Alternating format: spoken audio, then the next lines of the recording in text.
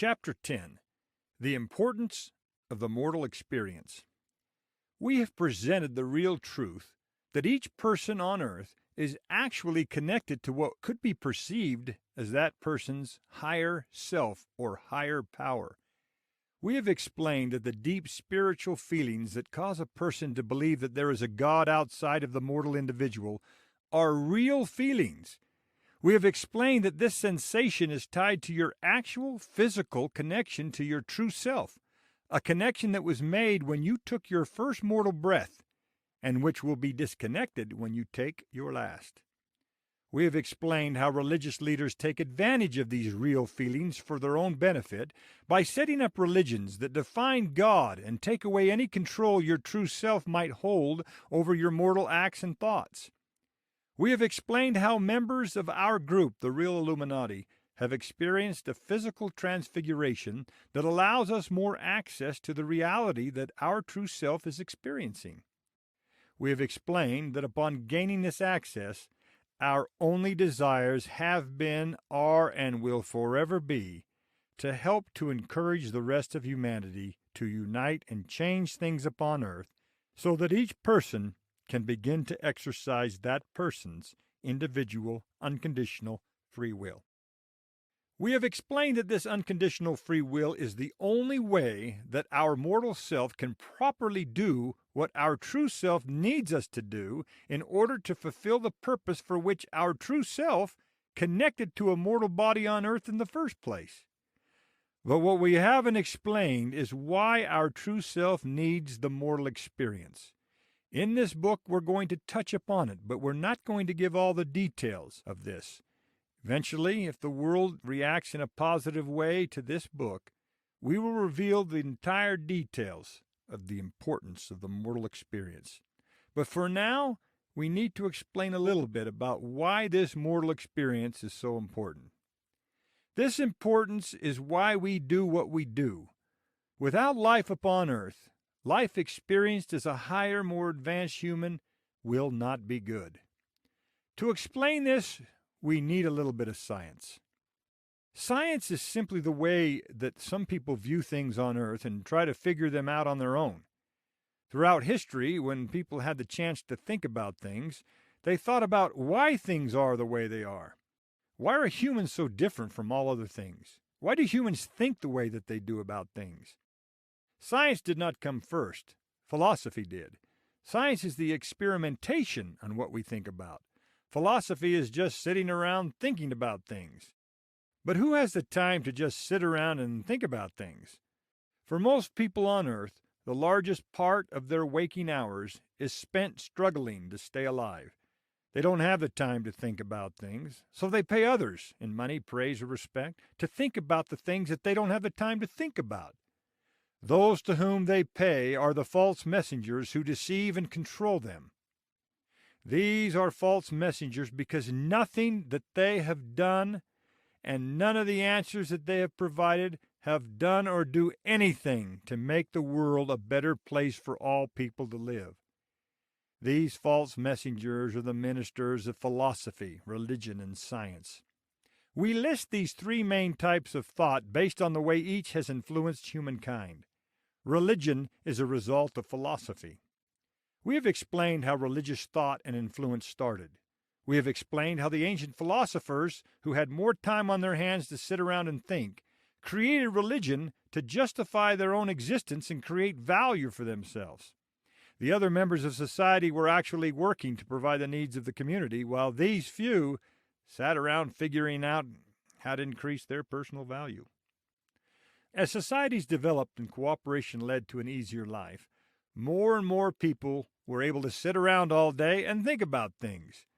When the laboring class, who couldn't sit around all day and think about things, was sufficiently satisfied, or rather deceived by a particular religion, the others who could afford to sit around all day and think about things had to use their time to create value for themselves in other ways.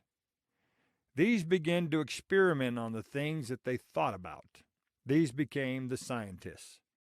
Consider modern scientific exploration and research. Who does it for free? Who does it to help all of humanity for free?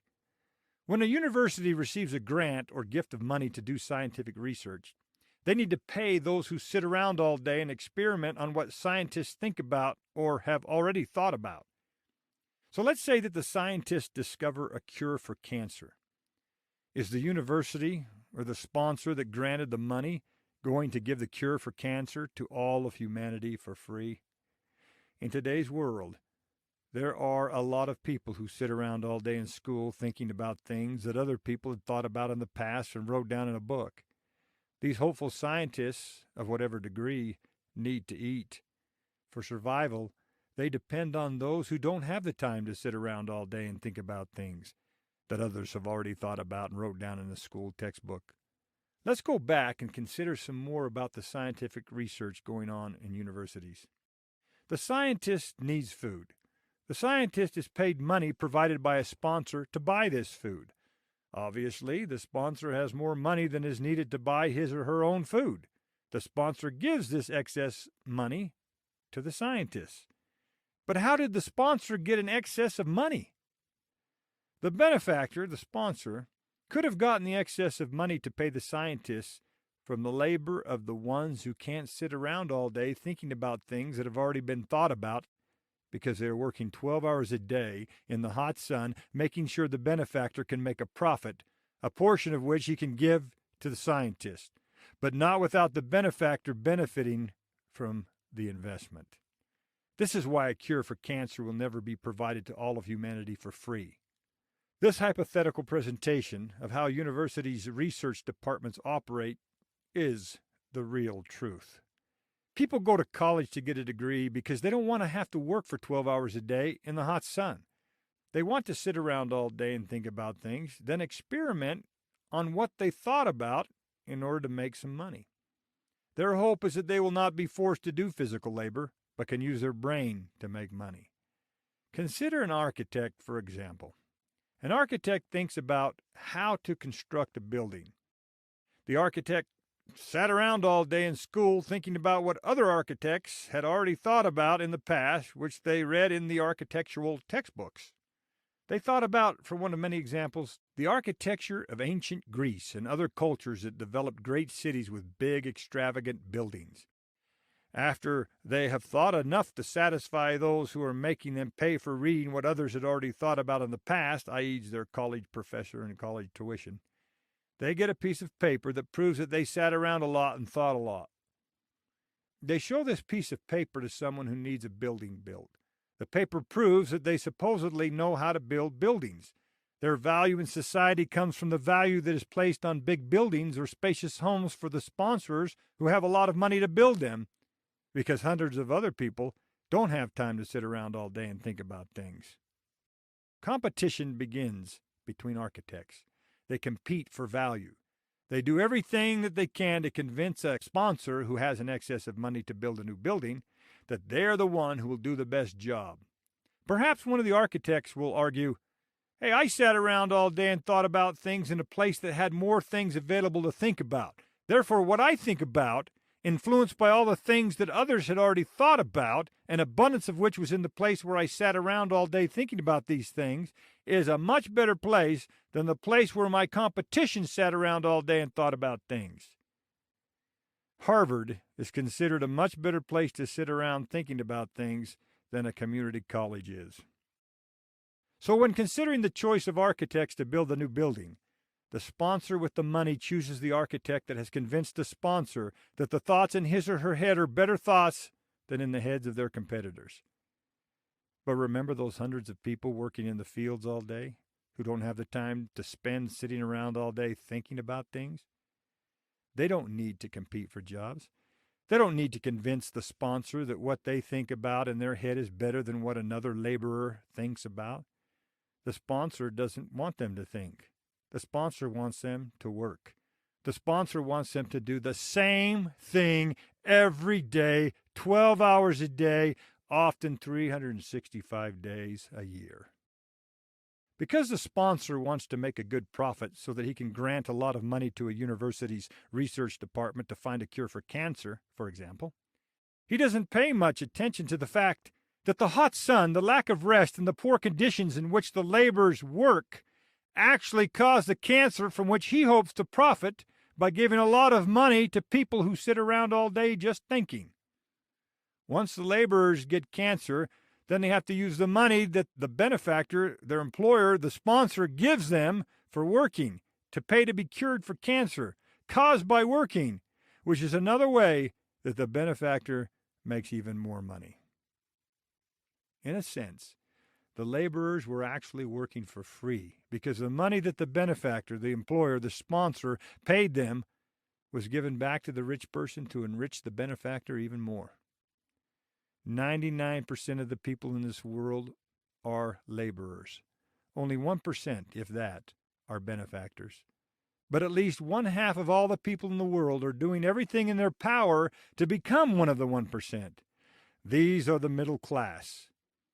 These are those who want to sit around and think and then go to the gym and get the same physical exercise that the laborers in the field get. Without the middle class, there is no way that those who sit around all day just thinking can convince those who are forced to work all day long at the same job doing the same thing that there is hope if they work hard enough.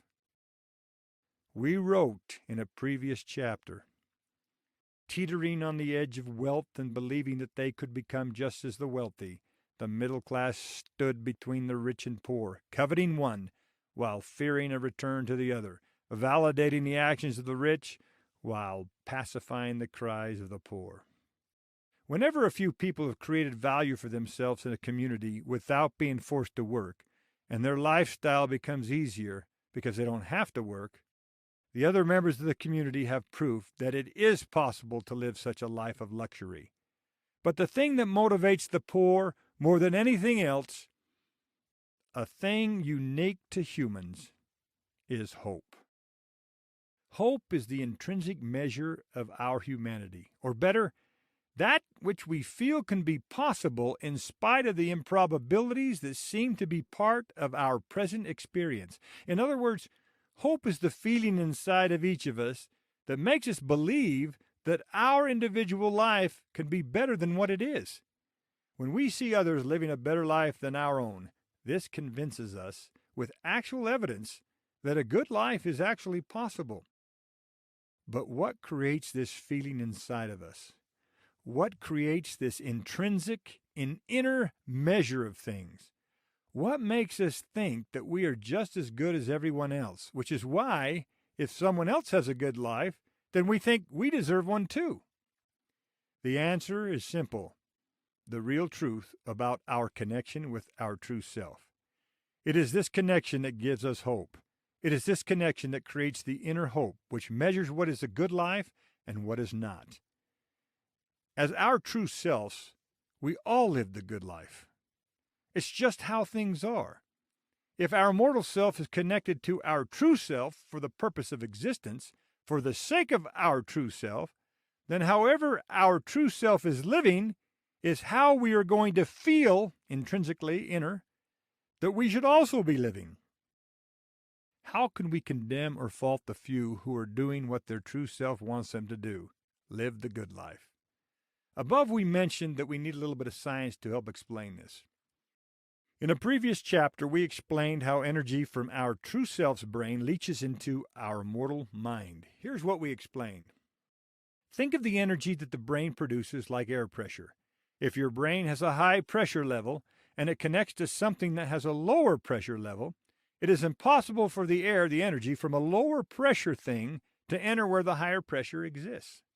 In order for the lower air pressure to enter a chamber that contains a higher air pressure, the air pressure in the higher chamber must be lowered. The mortal brain chamber is only capable of a certain energy level, certain air pressure. The advanced brain chamber that is connected to the mortal chamber must be lowered in order for the air to pass into the high-pressured chamber. The laws of mortal human nature on Earth do not allow the creation of a chamber, of a brain, that can handle higher pressure. Earth life was set up so that the higher pressure from the advanced brain could leach into the mortal brain of a lower pressure, not vice versa. So how does this leaching process take place? Here's where we need to use a bit of science. When you are physically exerting yourself, your mortal brain is creating more pressure, more energy, by your brain forcing you to act in an environment or whatever you're doing on Earth that creates more pressure. When you sit around all day and are not physically exerting yourself, the pressure in your brain decreases. In order for your mortal self's brain to receive more from the higher pressure in your true self's brain, you must lower the pressure of your mortal brain. The less physical exertion your mortal brain creates, the less physical work that you do, the more the energy from your true self can leach into your mortal brain. The more energy your true self can leach into your mortal brain, the more your mortal self can fulfill the purpose for which your true self intended. This supports the purpose and importance of the mortal experience.